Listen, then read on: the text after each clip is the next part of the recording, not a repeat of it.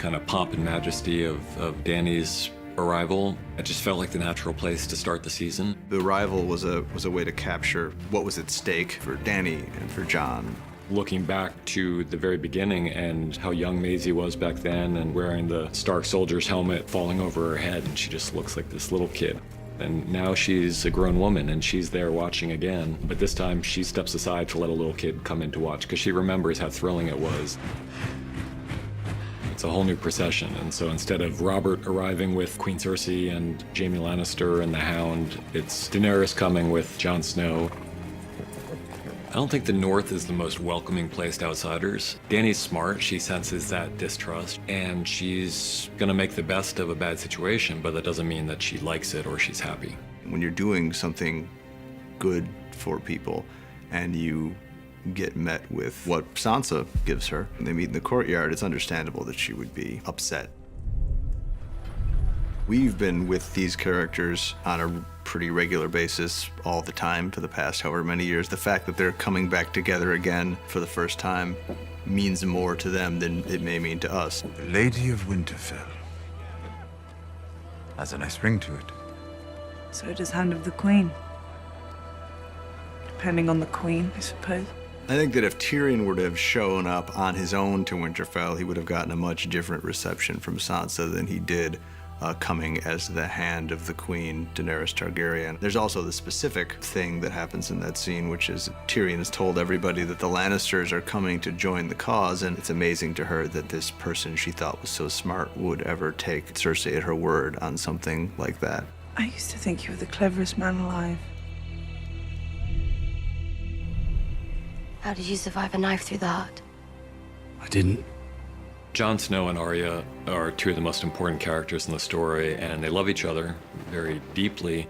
Arya was the only one who treated Jon like a real member of the family when he was a child, and he was the only one who treated her with the respect that she needed when she was a kid. Jon has invited this huge army of foreigners into their home, and Arya understands why he did it, but Arya's on Sansa's side. But you're defending her. I'm defending our family. So is she. I'm her family too. Don't forget that. Blood is definitely thicker than water when it comes to Starks. Go on. I don't know how to ride a dragon. Nobody does, until they ride a dragon. No one's ever ridden a dragon except for Dany. Only Targaryens can ride dragons, and that should be a sign for Jon. Jon's not always the quickest on the uptick, but eventually he gets there. We wanted to kind of re-anchor their relationship. It seemed important for it to involve the dragons, since the dragons play such an important role. It's a major thing for her when she sees they have some kind of connection to him. They allow him to be around them.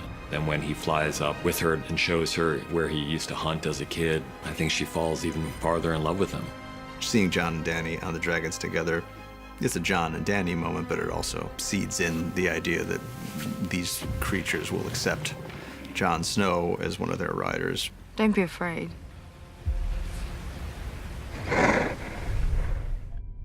One of the challenges, but also one of the exciting things about this episode, this whole season, is bringing together characters who have never met. Sam has long been one of the more important characters in this story, but he's never seen Queen Daenerys, and yet they're connected by various threads. The obvious one, which we know from the beginning of the scene, is Jorah. Sam saved him, and so Jorah owes Sam this great debt.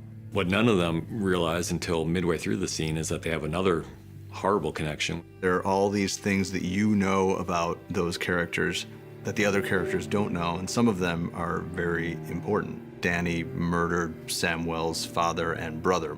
That's a really complicated thing for Sam because he had a really fraught relationship with his father. You know, Sam's older brother was not a bad person and died really quite bravely, standing by his father's side.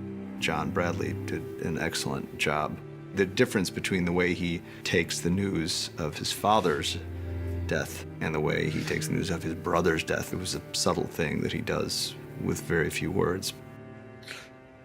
It's the kind of thing that he could find out in a number of different ways, but it seemed like an effective preamble and way into that later moment. Daenerys. She executed my father and brother. I've executed men who disobeyed me. You've also spared men. Thousands of wildlings when they refused to kneel. I wasn't a king. But you were. The fact that John's real parents were who John's real parents were is not news to us at this point, but what we don't know is the way that John is going to take this. How's the explosion going to look?